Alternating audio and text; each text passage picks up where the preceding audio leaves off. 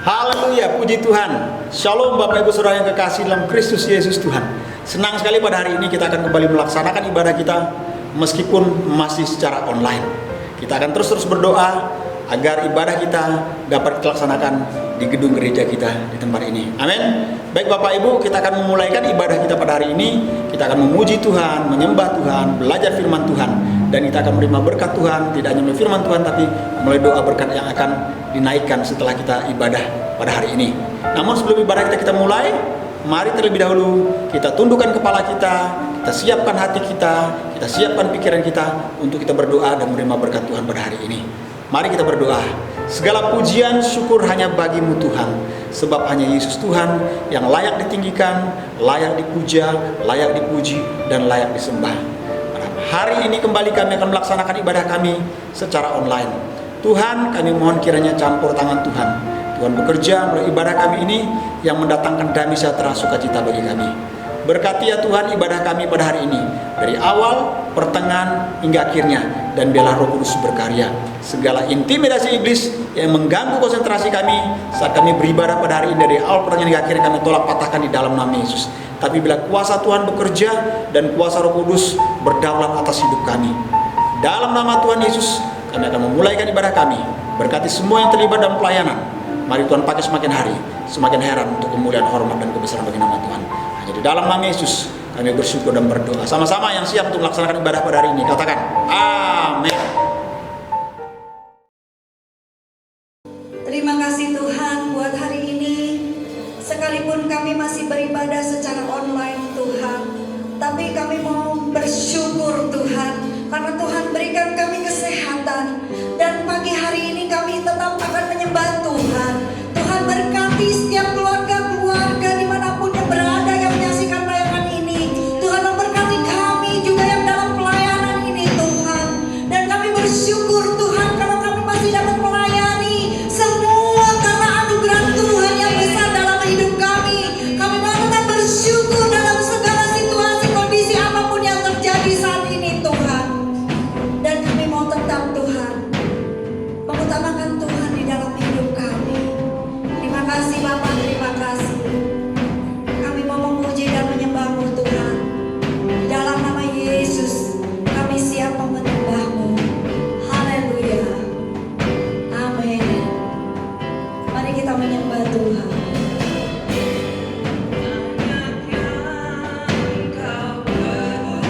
Ya Tuhan, banyak yang Kau perbuat di dalam hidup kami Tuhan.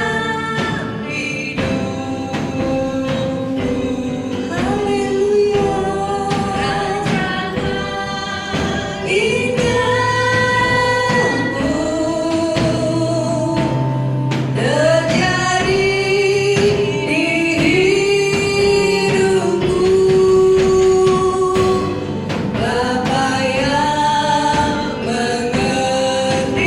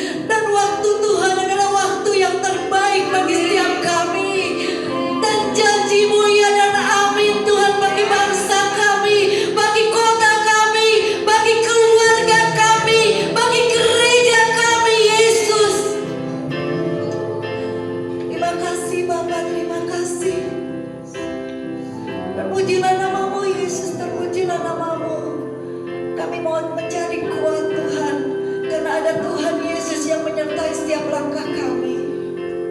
Dan sebentar kami akan mendengarkan kebenaran firman Tuhan. Tuhan pakai, Tuhan urapi setiap kami juga, Tuhan urapi, sehingga kami memiliki telinga yang mendengar akan kebenaran firman Tuhan.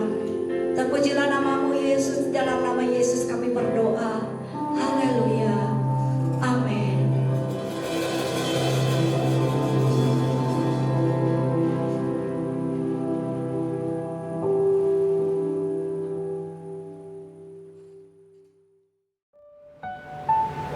Puji Tuhan, saya yakin dan percaya bahwa Bapak Ibu Saudara sekalian sudah diberkati melalui pujian yang kita naikkan bersama-sama kehadiran sebagai penyembahan kita kepada Tuhan, sebagai pengagungan kita kepada Tuhan. Dan saya percaya waktu kita menyembah Tuhan, mengagungkan Tuhan, saya yakin dan percaya hadirat Tuhan, kuasa Tuhan menjamah melawat kehidupan Bapak Ibu Saudara sekalian dan memberkati dengan damai sejahtera, sukacita daripada Tuhan untuk menerima kebenaran Tuhan pada hari ini. Amin.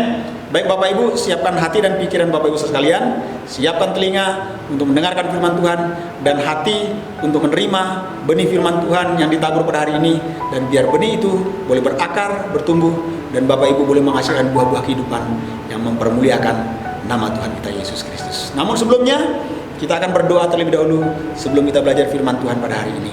Mari tundukkan kepala dan kita akan berdoa. Bapa kami di surga, Bapa yang baik, Bapa yang kami muliakan di dalam nama Tuhan kami Yesus Kristus, Tuhan dan Juru Selamat kami yang hidup.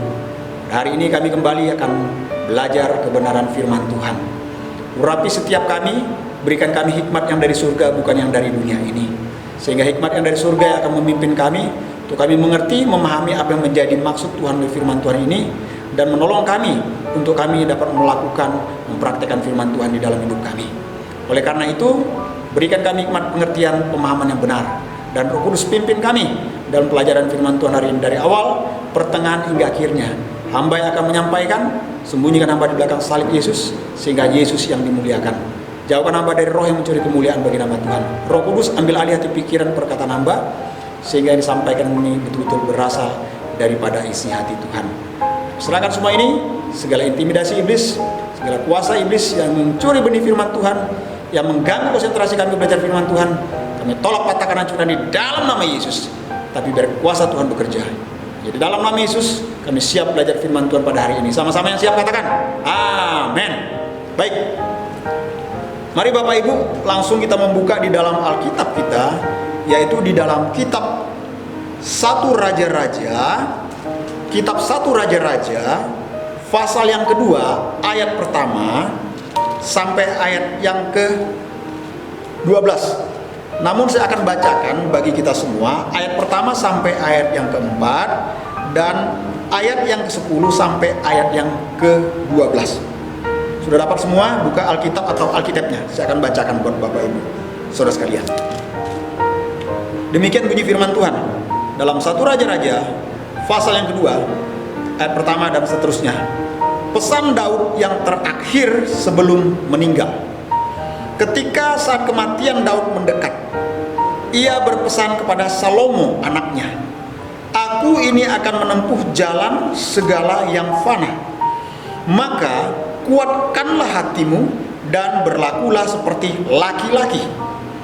Lakukanlah kewajibanmu dengan setia terhadap Tuhan Allahmu, dengan hidup menurut jalan yang ditunjukkannya, dan dengan tetap mengikuti segala ketetapan, perintah, peraturan, dan ketentuannya." Jadi sekali lagi, dengan mengikuti segala ketetapan, perintah, peraturan, dan ketentuan Tuhan, seperti yang tertulis dalam hukum Musa, supaya engkau beruntung, garis bawahi, supaya engkau beruntung dalam segala yang kau lakukan dan dalam segala yang kau tuju, dan supaya Tuhan menepati janji yang diucapkannya tentang aku, yaitu Daud, yakni jika anak-anakmu laki-laki tetap hidup di hadapanku dengan setia, dengan segenap hati, dan dengan segenap jiwa, maka dikatakan keturunanmu takkan terputus dari tahta kerajaan Israel.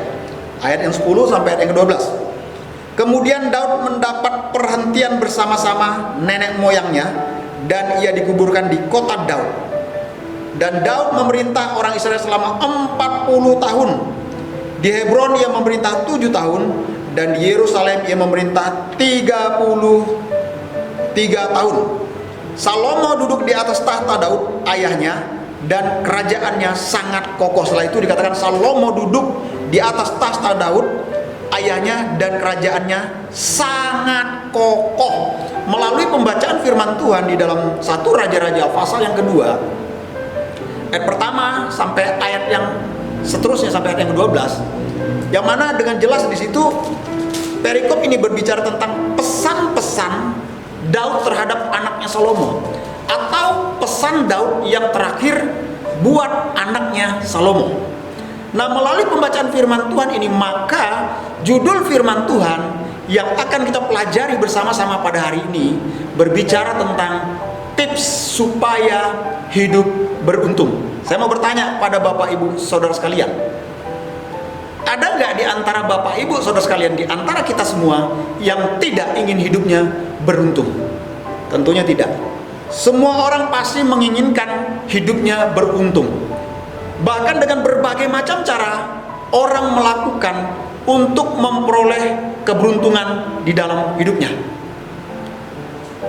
Bapak Ibu Saudara yang kekasih dalam Kristus Yesus Tuhan, melalui judul tips supaya hidup beruntung ini, maka saya mau katakan bahwa ada penemuan yang dilakukan oleh psikolog, yaitu oleh psikolog anak, yang mana mereka menemukan adanya beberapa faktor yang bisa diperkirakan, yang bisa memperkirakan kesuksesan anak.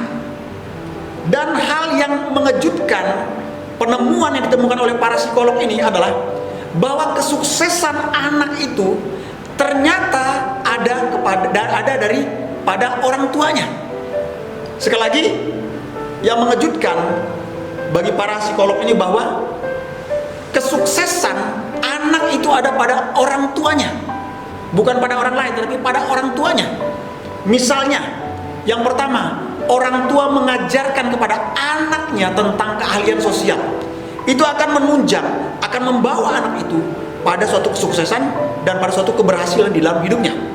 Tidak hanya dikatakan mengajarkan kepada anaknya tentang keahlian sosial, tetapi yang kedua, di mana katakan orang tua membiasakan anaknya atau mengajarkan anaknya untuk mengerjakan atau melakukan pekerjaan-pekerjaan rumah di dalam keluarga, di dalam rumah tangga.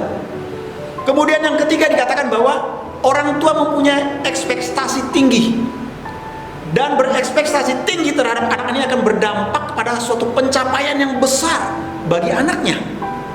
Berekspektasi berarti memiliki pengharapan yang besar, pengharapan yang tinggi kepada anaknya, maka itu juga akan berdampak kepada pencapaian besar terhadap anaknya. Yang keempat, orang tua juga dapat menunjang, dapat membawa suatu dampak pencapaian, keberuntungan, keberhasilan, kesuksesan pada anaknya itu. Tidak hanya ketiga tadi, tapi yang keempat adalah yaitu yang mana orang tua atau para orang tua memiliki hubungan yang baik, memiliki hubungan yang harmonis antara orang tua dan anak, antara anak dan orang tua, bahkan antara suami dan istri sebagai orang tua. Mempunyai hubungan yang harmonis, mempunyai hubungan yang baik di dalam keluarga itu akan membuat juga masa depan anak-anaknya itu menjadi masa depan yang cerah. Ini penemuan yang ditemukan oleh para psikolog. Jadi ini sangat menunjang buat keberhasilan, kesuksesan seorang anak. Salah satunya adalah keharmonisan di dalam rumah tangga, yaitu suami dan istri, orang tua daripada anak-anaknya. Yang kelima adalah orang tua yang menamatkan kuliah anaknya, berarti memprioritaskan pendidikan dengan benar terhadap anaknya, dan ini akan turun dari anaknya, turun kepada anaknya, turun lagi kepada anaknya. Ini akan diwariskan terus menerus. Ini yang terjadi. Dan yang tidak kalah penting, yang keenam adalah orang tua yang berdoa bagi anaknya, serta orang tua yang memberikan contoh, yang memberikan teladan hidup yang takut akan Tuhan, itu juga salah satu yang dapat berdampak positif bagi anak-anaknya, sehingga menjadikan anak-anaknya anak-anak yang sukses dan berhasil. Yang keenam saya tambahkan, saudara, karena itu yang paling terpenting adalah orang tuanya adalah berdoa bagi anak-anaknya, dan orang tuanya haruslah memberikan contoh hidup, yaitu contoh hidup yang takut akan Tuhan. Itu yang paling terpenting. Nah, sama seperti halnya Salomo. Keberhasilan Salomo itu terjadi dikarenakan didikan ayahnya, yaitu Daud. Bukan orang lain, tetapi didikan ayahnya Daud. Saat kematian Daud mendekat, dikatakan oleh firman Tuhan, Daud memanggil Salomo, dan Daud berpesan kepada Salomo, anaknya ini. Daud mengatakan bahwa kekayaan yang besar, tahta, kekuasaan, aku pasti berikan padamu. Itu adalah warisan yang akan kuberikan bagimu. Namun yang paling terpenting, kata Daud, adalah nasihat dibandingkan harta, kekayaan, kekuasaan yang besar. Nasihat itu lebih berharga dan lebih bermakna dibandingkan semua itu, yang dikatakan Daud kepada anaknya Salomo. Nah, mengapa? Ternyata nasihat adalah merupakan kunci untuk membuka kebahagiaan atau memperoleh kebahagiaan dan keberhasilan di dalam pemerintahan Salomo dan dinasti selanjutnya atau keturunan-keturunan selanjutnya daripada keturunan Daud ini. Berarti nasihat merupakan kunci untuk membuka, yaitu kebahagiaan dan keberhasilan di dalam pemerintahan Salomo. Daud berpesan. Pesan Daud adalah supaya Salomo menguatkan hatinya, yang dikatakan oleh firman Tuhan.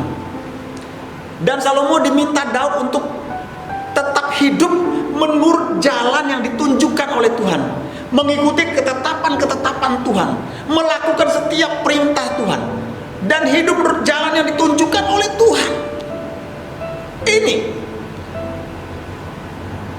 Ini pesan Daud yang terakhir yang ditujukan kepada anaknya Salomo, dan ini yang tertulis dalam hukum Musa.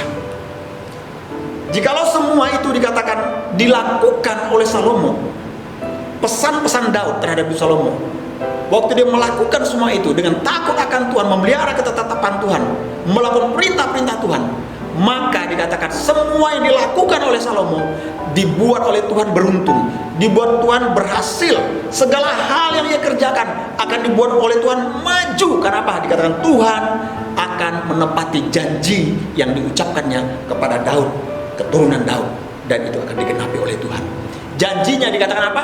Jika anak-anakmu laki-laki, dikatakan, tetap hidup di hadapanku dengan setia, dengan segenap hati dan dengan segenap jiwa, maka keturunanmu tidak akan terputus dari tata kerajaan Israel, dikatakan firman Tuhan. Nah, oleh karena itu Bapak Ibu Saudara sekalian, dari nasihat ini ternyata maksudnya gini, dari nasihat Daud kepada anaknya Salomo, ini juga sebagai nasihat bagi kita. Dan nasihat ini ternyata untuk kita menjadi beruntung tidaklah sulit sebetulnya, tidaklah sukar sebenarnya, jikalau kita mau melakukannya dengan sungguh. Syaratnya mudah, bahkan saya mungkin mau katakan terlalu mudah untuk dilakukan. Syaratnya hanya dengan yang pertama, taat dan setia. Itu yang dikatakan oleh firman Tuhan. Syaratnya hanya dengan taat dan setia. Tentunya taat dan setia di sini kita harus taat dan setia kepada siapa? Taat dan setia kepada Tuhan. Yaitu ketaatan, kesetiaan kita kepada Tuhan itu kita tunjukkan dengan kerinduan dan tekad kita untuk kita tetap taat dan setia beribadah di dalam situasi, di dalam kondisi, di dalam keadaan apapun, kita tetap taat dan setia beribadah kepada Tuhan, taat dan setia menyembah Tuhan, taat dan setia mempersembahkan hidup kita kepada Tuhan sepenuhnya, yang keluar dari hati yang paling dalam dan keluar dari hati yang memiliki iman yang tulus kepada Tuhan. Taat dan setia.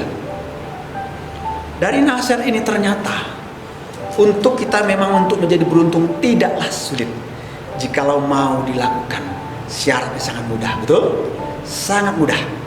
Saya mau katakan, orang yang mau taat dan setia, berarti orang itu adalah orang yang akan selalu menyadari bahwa hidupnya selalu bergantung sepenuhnya kepada Tuhan.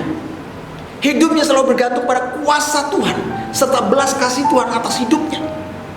Bukan bergantung kepada dunia ini, bukan bergantung kepada keadaan yang ada, bukan bergantung pada harta kekayaan, bukan bergantung pada kekuatan pribadi, tapi bergantung sepenuhnya kepada kuasa dan belas kasih Tuhan.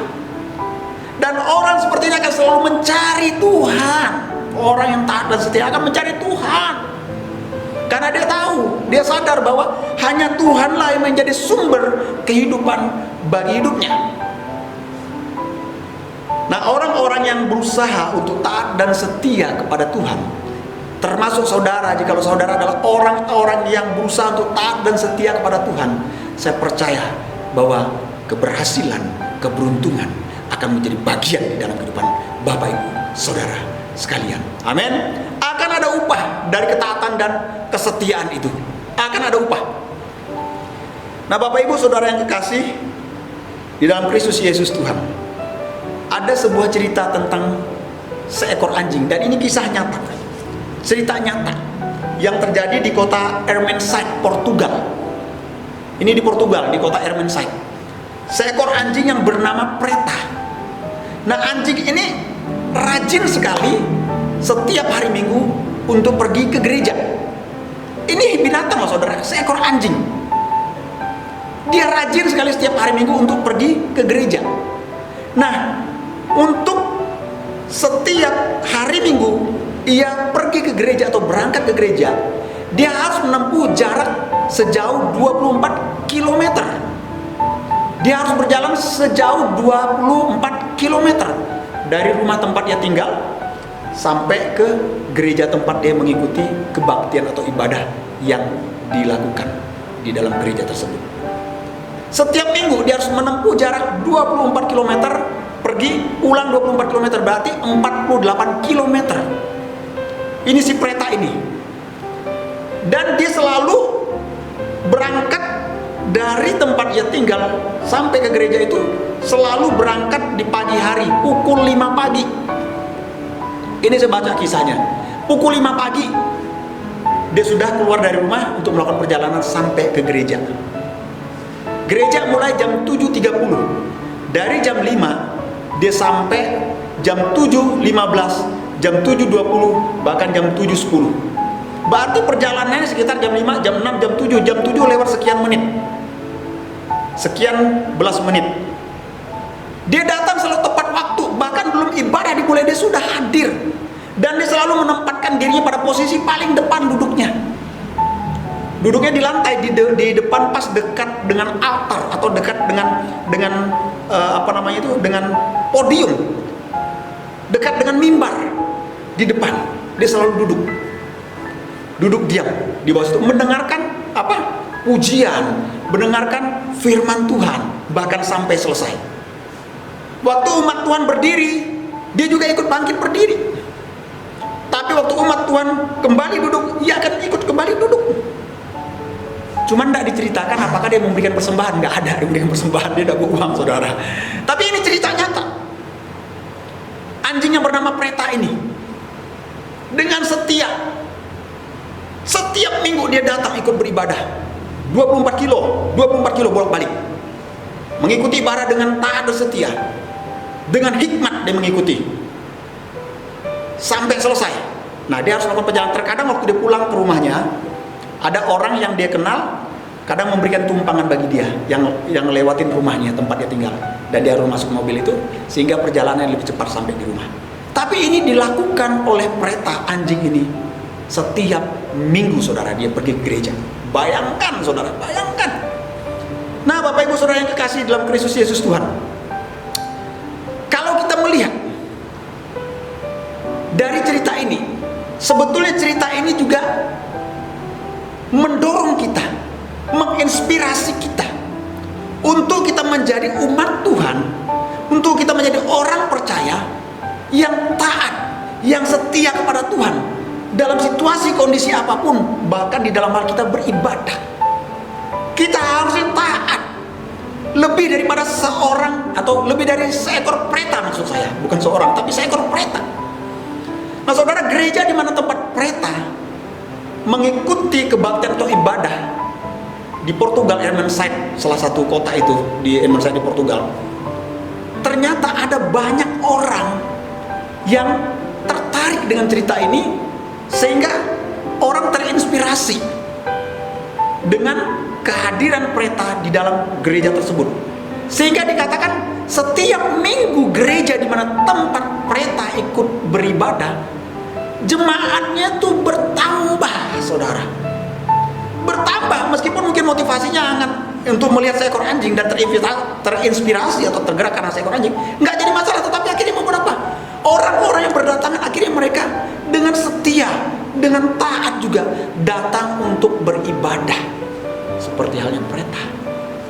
Bapak Ibu Saudara yang dikasihi dalam Kristus Tuhan, kalau kita melihat melalui cerita nyata atau kisah nyata ini, pertanyaannya, bagaimana dengan kita?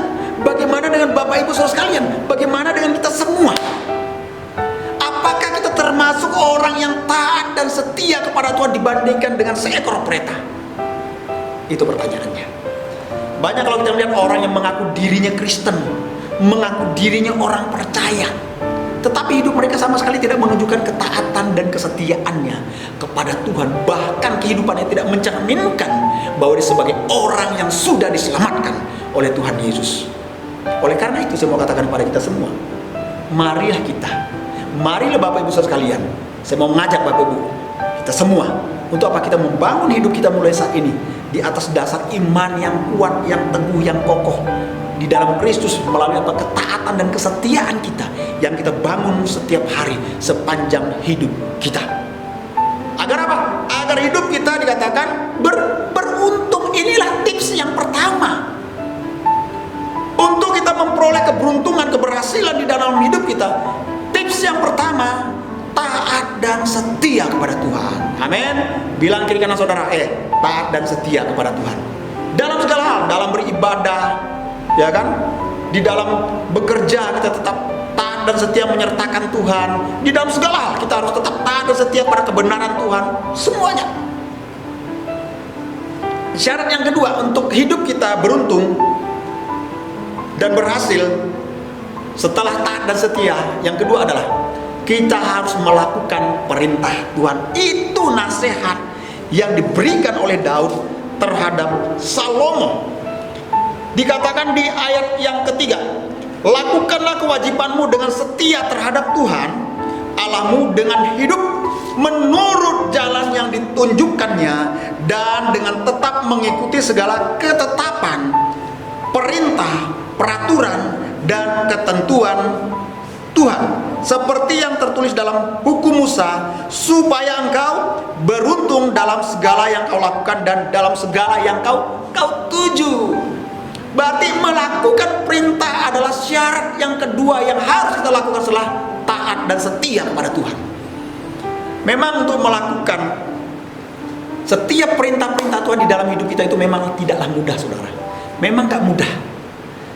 Namun saya mau katakan, jikalau kita benar-benar, kita betul-betul memiliki atau mempunyai kerinduan yang dalam untuk menyenangkan hati Tuhan kita, saya percaya bahwa Bapak Ibu pasti bisa.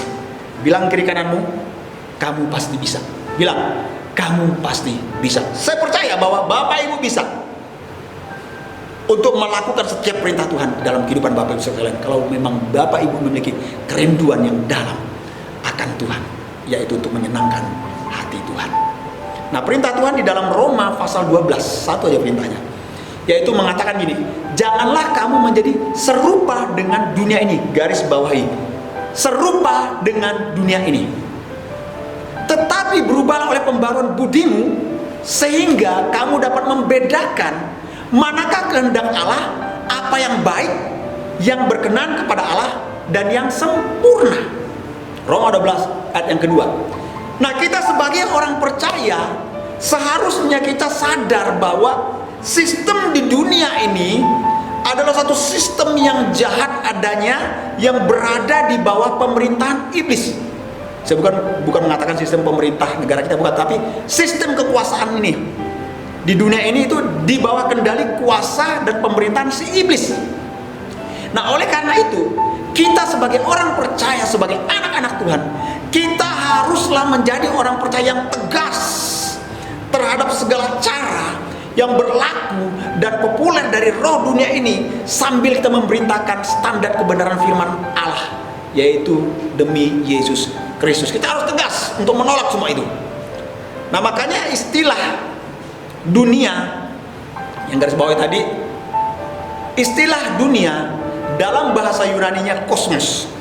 Kosmos yang menunjuk kepada sistem luas dari zaman ini yang dipromosikan oleh iblis, yang dipromosikan oleh iblis, yaitu dunia ini, sistem dunia di zaman saat ini. Nah, menurut 1 Yohanes pasal yang kedua ayat 15 sampai 16, di situ ada 3 aspek dari dunia berdosa yang dipromosikan oleh iblis untuk menciptakan permusuhan antara manusia, saudara saya, yaitu menciptakan permusuhan antara kita manusia dengan Allah Bapa di surga. Sistem yang dipakai oleh iblis ini 3. Yang pertama yang dipakai oleh iblis melalui apa? Keinginan daging. Yang kedua yang dipakai iblis melalui apa? Keinginan mata. Yang ketiga yang dipakai iblis melalui apa? Keangkuhan hidup. Inilah cara sistem yang dipakai oleh iblis untuk membuat kita manusia menjadi musuhnya Allah, menjadi seterunya Allah secara terang-terangan. Ini yang dipromosikan oleh iblis. Bayangkan antek-anteknya, marketing itu banyak loh. Ada pimpinan-pimpinan, ya kan, dari marketingnya itu. Untuk apa? Untuk menyebarkan semua ini. Sehingga apa? Kita menjadi musuhnya Allah, menjadi musuhnya Tuhan, dengan mempromosikan tentang keinginan-keinginan daging. Keinginan daging itu termasuk yaitu kenajisan, yaitu mengejar kesenangan-kesenangan berdosa dan pemuasan hawa nafsu dunia ini yang memuaskan hidup kita. Keinginan mata itu menunjuk kepada keinginan akan hal-hal yang menarik mata kita tetapi dilarang oleh Tuhan, yaitu keinginan untuk melihat hal-hal yang pornografi atau hal-hal yang berbau dalam hal-hal pornografi, baik dalam perfilman, ya kan, baik juga di dalam majalah-majalah, bahkan di dalam televisi, bahkan media-media sosial lainnya. Nah, kalau kita melihat sekarang, dunia zaman sekarang, kalau kita melihat baik di media televisi, bahkan media-media yang lain melalui internet dan sebagainya, kita melihat banyak film yang selalu menjurus kepada hal-hal yang berbau pornografi. Di situ nanti ada istilahnya kekerasan, ya kan, dipenuhi dengan tangisan dan air mata. Kemudian baru ada dipenuhi dengan cinta kasih. Cinta kasih yang kayak gimana lu? Cinta. Nah, dalam waktu masuk dalam percintaan inilah yang seringkali diselipkan dengan hal-hal yang berbau pornografi. Nah, bersyukur kalau kita nonton kadang di bioskop itu ada sortirannya, ada dipotong, disensor. Tetapi kalau kita nonton langsung di YouTube atau kita nonton melalui video atau DVD, itu tanpa sensor. Nah, itu akan terlihat hal-hal yang berbau pornografi itu sangat kental ada tempat itu. Nah, itu makanya hati-hati. Iblis mempromosikan tidak hanya keinginan daging, tapi keinginan mata, memberikan suatu tawaran-tawaran yang menyenangkan bagi mata kita, masuk ke pikiran kita, ke hati kita, hidup kita, sehingga kita melahirkan suatu perbuatan-perbuatan dosa yang menyakitkan hatinya Tuhan. Ini hati-hati, saudara. Keinginan matanya hati-hati. Kalau GSJA dulu tuh sangat dilarang untuk pendeta itu nonton di bioskop. Nah, sekarang nggak tahu, mungkin masih tetap aturan tidak boleh.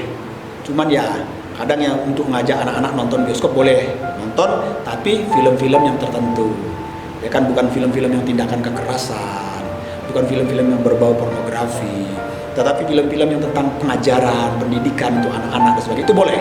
Nggak jadi masalah ya, menurut saya nih. Mudah-mudahan nggak salah, kalau salah saya minta maaf gitu loh. Tapi ini kalau menurut organisasi GSJ itu sebenarnya hamba-hamba Tuhan, pendeta-pendeta Tuhan tidak boleh dulu kalau nonton di bioskop. Nah mungkin karena bioskop tuh seringkali banyak identiknya film-filmnya seperti itu, walaupun ada sensornya. Nah itu nggak baik juga sebetulnya sebagai pemimpin rohani, sebagai hamba Tuhan. Nah seperti itu Bapak Ibu sekalian ya, mudah-mudahan saya salah ya. Nah tapi ini keinginan mata.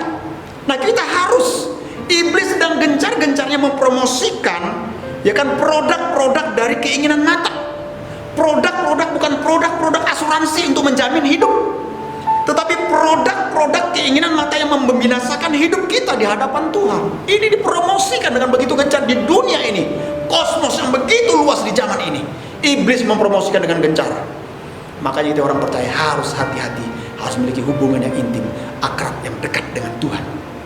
Yang ketiga adalah keangkuhan hidup, yang berarti adanya roh kecongkakan dan kemandirian yang ada dalam diri kita, yang kita merasa mampu untuk kita berdiri sendiri, dan sehingga kita tidak mengakui bahwa Allah adalah sebagai Tuhan dan firman-Nya sebagai otoritas tertinggi di dalam hidup kita.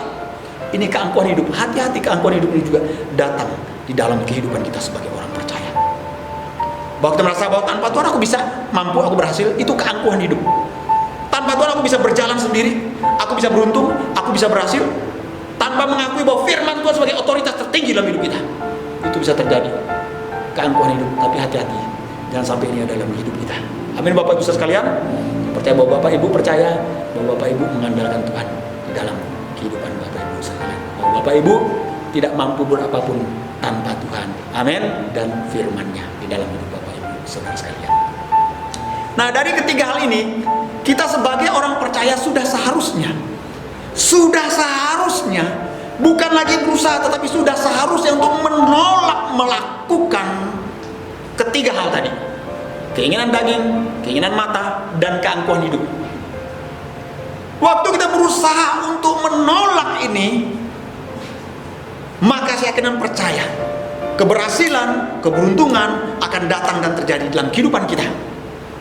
Caranya adalah apa? Kita harus mempunyai persekutuan yang intim, persekutuan yang akrab dengan Tuhan untuk kita dapat menolak tiga keinginan yang ditawarkan, dipromosikan oleh para marketingnya iblis ini, saudara.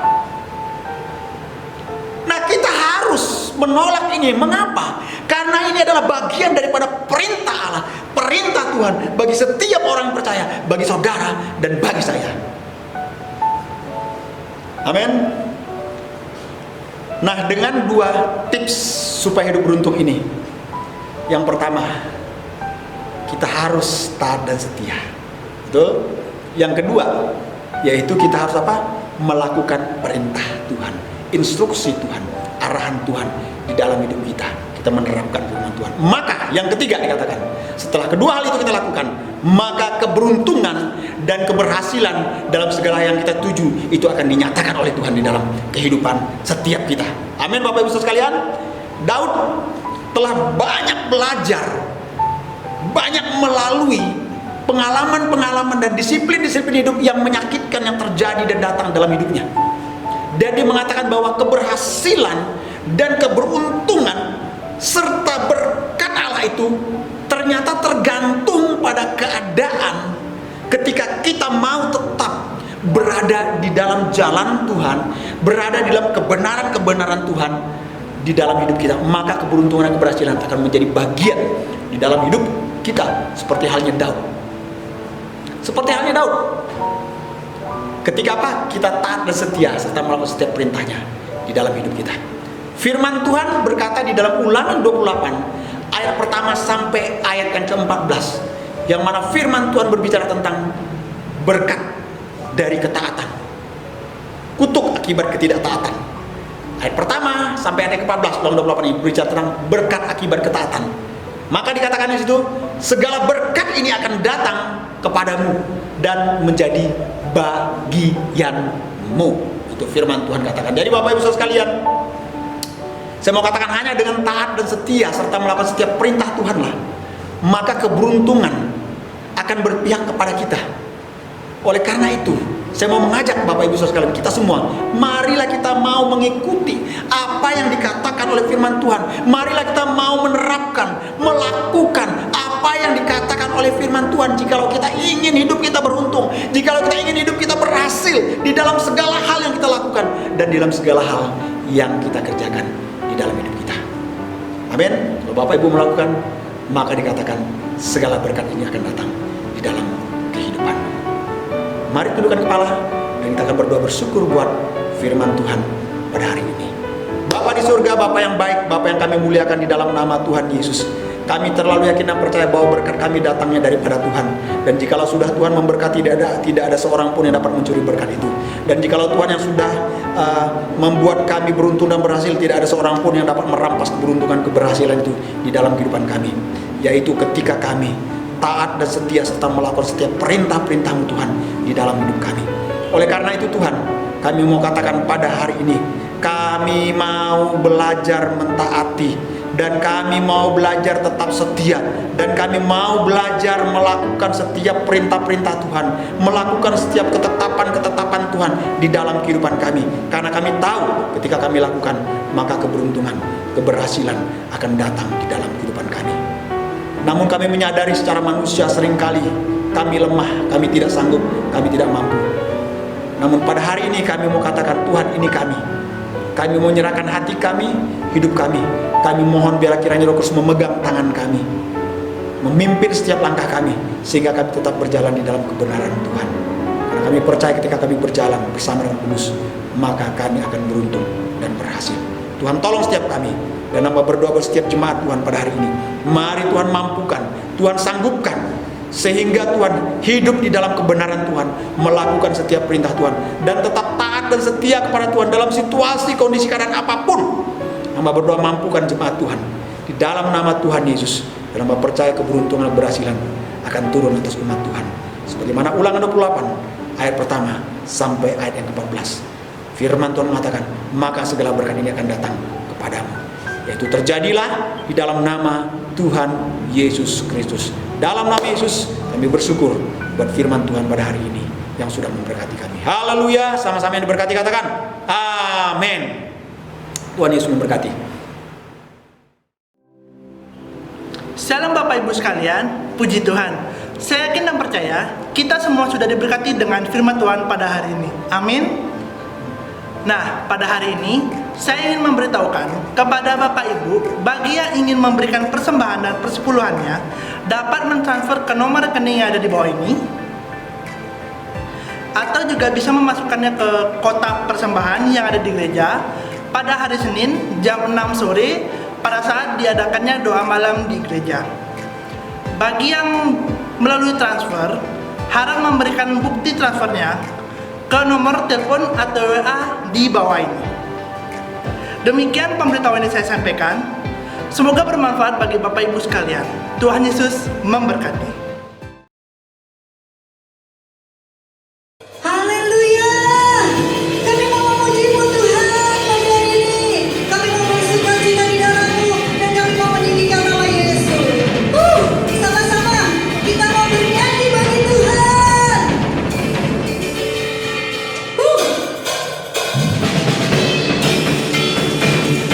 Amin. Terima kasih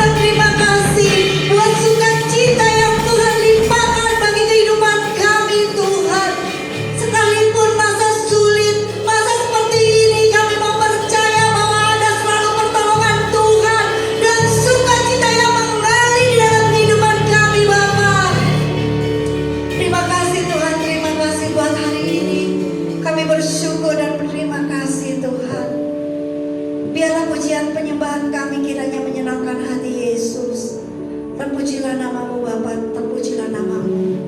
Di dalam nama Yesus. Haleluya. Selamat hari Minggu. Tuhan Yesus memberkati.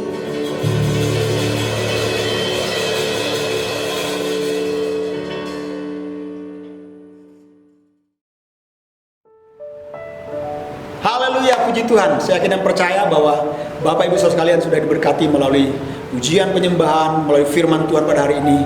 Dan saya percaya bahwa Bapak Ibu sudah dikuatkan pada hari ini. Amin. Untuk kita dapat melalui, menjalani hari-hari kita ke depan, kita melalui bersama-sama dengan Tuhan. Sukacita, damai sejahtera, serta berkat Tuhan. Amin. Baik Bapak Ibu, sebelum kita mengakhiri ibadah kita di dalam doa, saya akan menambahkan terlebih dahulu satu pengumuman. Yaitu saya mau menyampaikan kepada Bapak Ibu Saudara sekalian yang mengikuti ibadah pada hari ini, bahwa pada minggu pertama tanggal 1 di bulan November atau bulan 11, bulan depan, kita akan melaksanakan ibadah kita di gedung gereja kita. Sekali lagi, tanggal 1 November 2020 bulan depan, kita akan melaksanakan ibadah kita kembali di gedung gereja. Tapi dengan mengikuti protokol kesehatan, menggunakan masker, mencuci tangan pakai sabun dan air, atau juga pakai hand sanitizer yang akan disediakan di depan. Kemudian sebelum kita ikut ibadah juga, sebelumnya saya akan masukkan di dalam grup pengumuman untuk jemaat Tuhan mengisi data pribadi, sehingga waktu diisi data pribadi ini kemudian dimasukkan lagi ke grup, nanti saya lihat ada jumlah berapa orang yang akan ikut beribadah.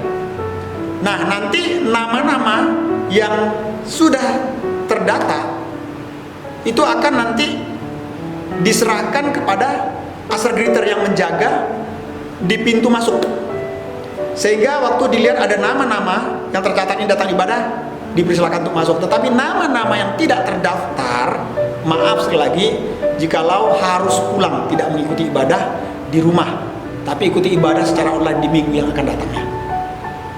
Nah, misalnya minggu ini tidak bisa ikut, minggu depannya kan dia bisa ikut, tapi harus tetap terdaftar terlebih dahulu. Kalau tidak ada namanya didaftar untuk hadir ikut ibadah hari Minggu, maaf sekali lagi saya mau katakan, kalau harus pulang tidak diizinkan untuk ikut ibadah di dalam gedung gereja. Karena kita sudah memperhitungkan bahwa maksimal untuk kehadiran di dalam gedung gereja ini hanya 28 sampai 30 orang.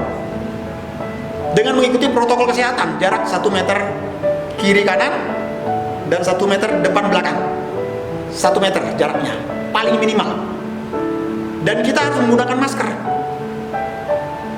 Nah, jadi kalau misalnya Bapak Ibu tanpa mendaftar tiba-tiba datang dan akhirnya gereja penuh, dan kita tanpa kita sadari kita sedang beribadah, dari pihak pemerintah datang melakukan sidak, nah ini akan menyebabkan suatu masalah yang fatal juga, masalah yang membahayakan. Secara khusus saya sebagai gembala sidang, sebagai gembala saudara, saya akan berurusan dengan aparat. Jadi saya mohon tolong kalau mau ikut ibadah daftar terlebih dahulu. Nanti saya akan sampaikan ke grup. Dari grup itu nanti yang ikut dalam grup pendeta, dia bisa menyampaikan kepada teman-temannya, dan dia bisa mendaftarkan ke kepada teman-temannya juga, daftarkan ke dalam grup untuk ikut hadir. Jadi kita bisa perhitungkan. Kalau lebih dari kuotanya, maka kita stop, kita tidak akan terima untuk masuk, tapi ikut di minggu selanjutnya. Amin Bapak Ibu Saudara sekalian. Yang kedua, tolong bawa ini di dalam doa sebagai jemaat Tuhan. Tolong bawa di dalam doa agar ini boleh terlaksana. Tujuannya adalah karena kita rindu untuk memuji, memuliakan Tuhan bersama-sama di dalam gedung gereja kita dengan saudara seiman. Amin. Baik Bapak Ibu Saudara sekalian, itu aja pengumuman saya tambahan. Kita akan mengakhiri ibadah kita, dan kita akan mengakhiri ibadah kita bersama-sama. Kita akhiri di dalam doa, dan saya akan berdoa, saya akan memimpin, dan saya akan berdoa, yaitu doa berkat juga bagi Bapak Ibu Saudara sekalian. Mari kita akan berdoa, tundukkan kepala, dan saya akan berdoa. Bapa kami yang di surga, Bapa yang baik, Bapa yang kami muliakan di dalam satu nama yang menjadi jawaban bagi hidup kami, yaitu Kristus Yesus Tuhan, Tuhan dan Juru Selamat kami yang hidup. Pada hari ini kami kembali bersyukur karena kami boleh diizinkan untuk melaksanakan ibadah kami meskipun masih secara online. Kami berdoa berkati setiap yang mengambil bagian di dalam pelayanan dalam ibadah secara online ini. Mari Tuhan memberkati sehingga semuanya semakin hari dipakai untuk kemuliaan, hormat, dan kebesaran bagi nama Tuhan. Hamba berdoa berkati tim worship, berkati juga tim IT. Tuhan memberkati semuanya di dalam nama Tuhan Yesus. Dan Tuhan, kami membawa di dalam doa kerinduan kami Minggu tanggal 1 November 2020 atau minggu pertama di bulan yang akan datang. Kami rindu untuk melaksanakan ibadah kami di gedung gereja ini, Tuhan. Namun di dalam kami melaksanakan ibadah kami mau biarlah kami melakukan sesuai dengan protokol kesehatan yang dianjurkan oleh pemerintah. Karena ini juga mengajarkan kepada kami untuk kami disiplin untuk mengikuti aturan-aturan yang disampaikan oleh pemerintah sebagai bentuk di mana kami bersama-sama pemerintah untuk memutus juga mata rantai dari penyebaran COVID-19 ini. Oleh karena itu Tuhan tolong kami untuk kami dapat melaksanakan ibadah kami, Tuhan, di minggu pertama di bulan November yang akan datang. Kami serahkan semua dalam pimpinan kuasa Tuhan. Jikalau Tuhan mengizinkan, Tuhan berkehendak, kami percaya lingkungan setempat pasti akan terbuka dengan kami melaksanakan ibadah kami kembali. Kami berdoa berkati klien Banjar yang ada di lingkungan setempat ini. Tuhan jamah, Tuhan lawat sehingga diterbuka dan pekerjaan Tuhan boleh berlangsung kembali di dalam nama Yesus. Terpujilah namamu Tuhan. Di dalam nama Yesus kami bersyukur dan berdoa. Dan hamba berdoa buat setiap jemaat Tuhan yang sedang berada dalam pergumulan, baik pergumulan dalam sakit penyakit, baik pergumulan dalam masalah ekonomi keuangan. Hamba berdoa, Tuhan, firman-Mu berkata dengan bilur-bilur-Mu Yesus menjadi sembuh. Dan biarlah terimalah kesembuhan yang daripada Tuhan bagi Bapak Ibu Saudara yang sedang sakit saat ini. Imani bahwa Bapak Ibu sudah menerima kesembuhan itu daripada Tuhan. Di dalam nama Tuhan Yesus. Dan hamba berdoa yang sedang mengalami kesulitan ekonomi, Tuhan tolong campur tangan, buka jalan. Tuhan memberkati, karena hamba percaya bahwa Tuhan adalah Allah yang akan mencukupkan segala kebutuhan keperluan anak-anaknya menurut kekayaan dan kemuliaan di dalam Kristus Yesus Tuhan. Hamba berdoa di dalam nama Tuhan Yesus. Berkati seluruh jemaat Tuhan, umat Tuhan, sepanjang 1 minggu ke depan, apapun yang dilakukan dikerjakan, Tuhan membuat maju dan berhasil. Tuhan membuat semua menjadi beruntung di dalam kehidupan jemaat Tuhan. Hamba berdoa di dalam nama Tuhan Yesus Kristus, tutup bungkus dengan kuasa-Mu Tuhan, malaikat mager bentengi, sehingga mara bahaya maut kecelakaan untuk apapun, kuasa gelap, rencana jahat manusia, tangan manusia, wabah COVID-19, bahkan apapun, dijauhkan, ditolak patahkan dalam nama Yesus. Tapi penyertaan Tuhan nyata, tiang-tiang api Tuhan menyertai umat Tuhan di dalam nama Tuhan Yesus. Berdoa menyerahkan semua ini ke dalam tangan kasih-Mu. Terpujilah namamu Tuhan. Dalam nama Yesus kami bersyukur dan berdoa. Saudara, angkatlah kedua tangan saudara dan arahkanlah hati saudara kepada Tuhan. Tuhanlah penjagamu, Tuhanlah naunganmu. Di sebelah tangan kananmu matahari tidak menyakiti engkau pada waktu siang atau bulan pada waktu malam. Tuhan akan menjaga engkau terhadap segala kecelakaan. Dia akan menjaga nyawamu. Tuhan akan menjaga keluar masukmu dari sekarang sampai selama-lamanya.